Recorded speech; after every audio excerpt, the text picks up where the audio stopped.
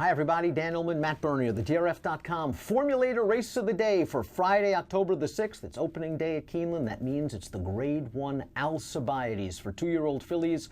Let's take a look at this field. Our Alcibiades Stakes coverage is presented by our friends at Fasig-Tipton. 2-year-old fillies going 1 mile and a 16th, perhaps prepping for even greater glory in the Breeders' Cup Juvenile Fillies. It's a big, wide open race. A number of ways to go in here, and the real question is some of these horses are going to be going back to dirt after unsuccessful tries earlier. Some are going to be stretching out for the first time in their career. You've got questions all over the place, but I think a couple of them are pretty good. Head on over to the Race of the Day event page on DRF.com. Download your free Formulator past performances for this year's Grade 1 Alcibiades and handicap along with us as we take this field in post position order. And the number 1 Princess Warrior really impressed in her career debut sprinting at Churchill Downs. Not only was she professional, having to go through a very small hole down towards the inside on the turn, but she blew the field away late, and the race came back fast. Yeah, like you said, not the most comfortable of positions, being down on the inside, squeezed through. Sometimes horses just don't want to go through there, even the ones that have tried and are veterans at this point.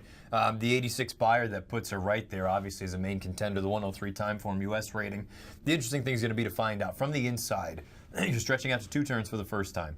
There's not a ton of speed in this race. I suppose your main other sort of counterpart, speed-wise, is drawn just to your outside.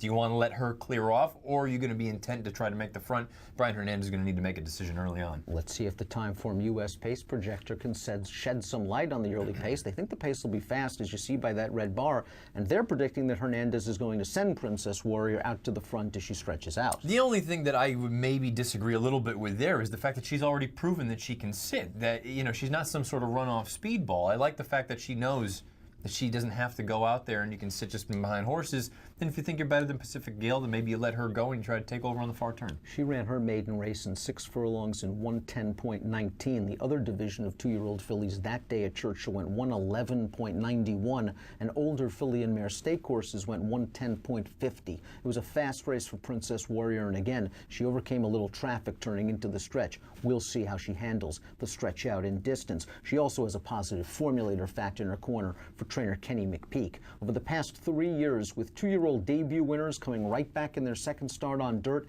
50%, a $3.71 return on investment. The number 2 is Pacific Gale, who has won 2 of 3 lifetime starts sprinting. She took the sorority last time out at Monmouth. I thought she took a little bobble coming out of the gate. She sat off a couple of horses on the outside. She settled it very nicely. Best buyer of her career by far. She's got to find a little more. Yeah, a little bit more, but you know what? I thought all things considered, it was a very, very good effort. Sat just off the leaders, took over as they turned down the lane, galloped out very, very well. She's by Flat Out. I'm hopeful that all the Flat Out progeny are going to want to go as far as he did, because he wanted to go 1.25 miles whenever you give it to him. I think she fits in here very, very nicely. Don't hold that Saratoga race in the Schuylerville against her too much, because that was a very deep track early on in the meeting, and the horse that won that day, Dream It Is, we know how fast she is. She went out to the front and just continued to go on with it. And I would disagree with the Timeform U.S. pace projector. Like you, I think the Princess Warrior, they're very comfortable that she showed the ability to sit off horses in her debut. Well, I think they'll come out of there running, but I think they'll concede to Pacific Gale and maybe try to get to the outside, sort of the always dreaming Kentucky Derby trip.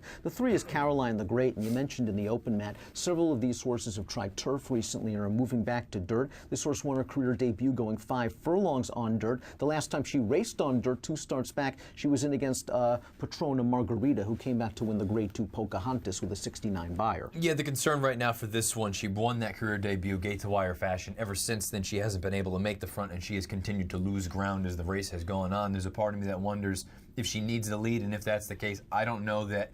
I mean, even if they try to get it, I don't know if she's just naturally as fast as the inside 2. The 3, 4, and the 5 are all moving from turf to dirt. Arabella Bella, the number 4, figures to be one of the longest shots on the board. She won on grass 2 starts back. Her career debut and only start on dirt to date came at 4.5 furlongs at Gulfstream.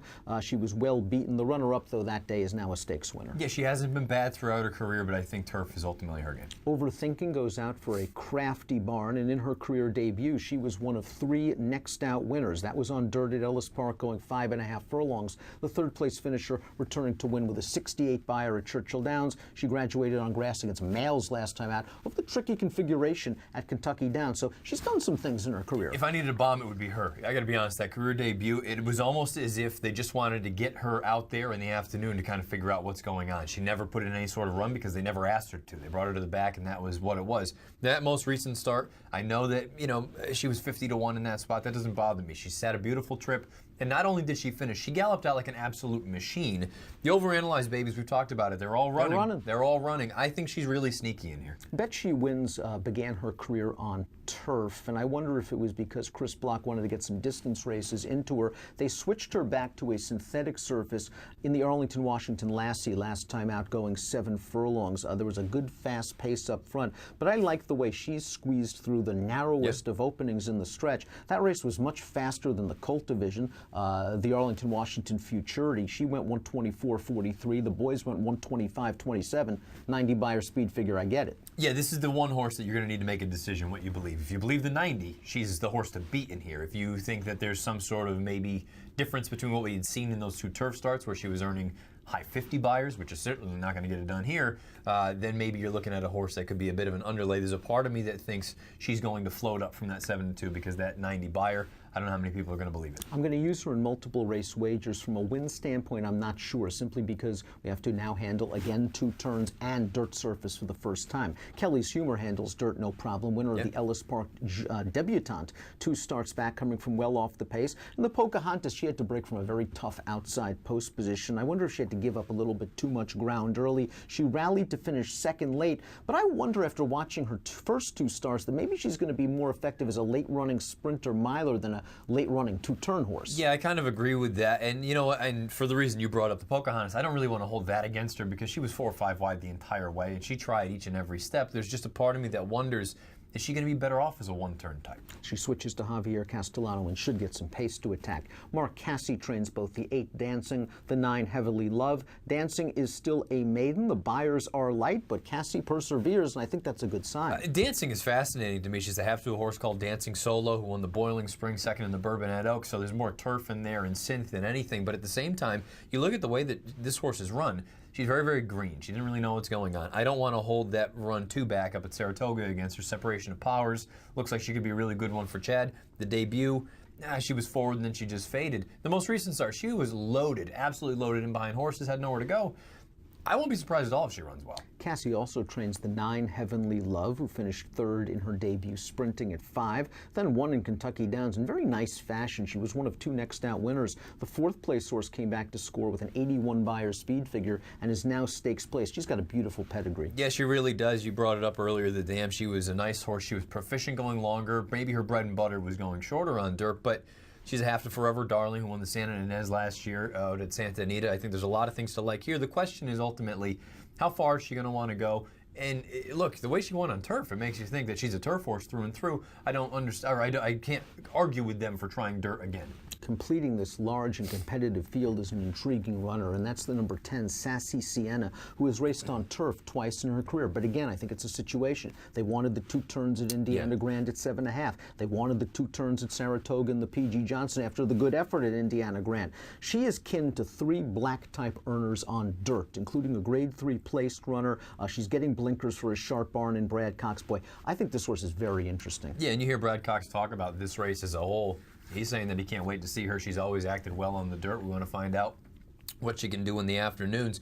Blinkers go on, you get Luis Saez aboard. Outside post, no bargain, but at the same time, I think they're going to just take her back and try to make that 1 run. And hope for that fast pace the Timeform US predicts to materialize. Let's take a look at our top selections for the Grade 1 Alcibiades Stakes. We're both going with Pacific Gale, and I think what we're hoping for here is that Princess Warrior will take back, Pacific Gale can get to the front, and that fast pace doesn't materialize. The Pacific Gale gets some sort of a breather on the backstretch. Yeah, that would be ideal. And you know what? I thought she ran really well. I think she's run well in all 3 of her starts. That first start out, I know she was 15-1, but she was at Belmont and she just went right to the front. The Saratoga race, she took a shot on the far turn, just couldn't hang on with those other horses. And then that run down at Monmouth. I thought she was visually really impressive that day. And I think you might get a decent number. She's 5 on the line. I think she might drift a little bit off that 5-1. Matt's going to go 2, 1, 7, and 5. I'm going to go 2, 6, 1, and 10, and I'm going to use all 4 of those selections in any sort of multiple race wager on opening day at Keeneland. Our feature, the Grade 1 Alcibiades. If you're playing the Keeneland card from home, you also have the Phoenix Stakes for sprinters. A $300 sign-up bonus is waiting for you at drf.com/fall.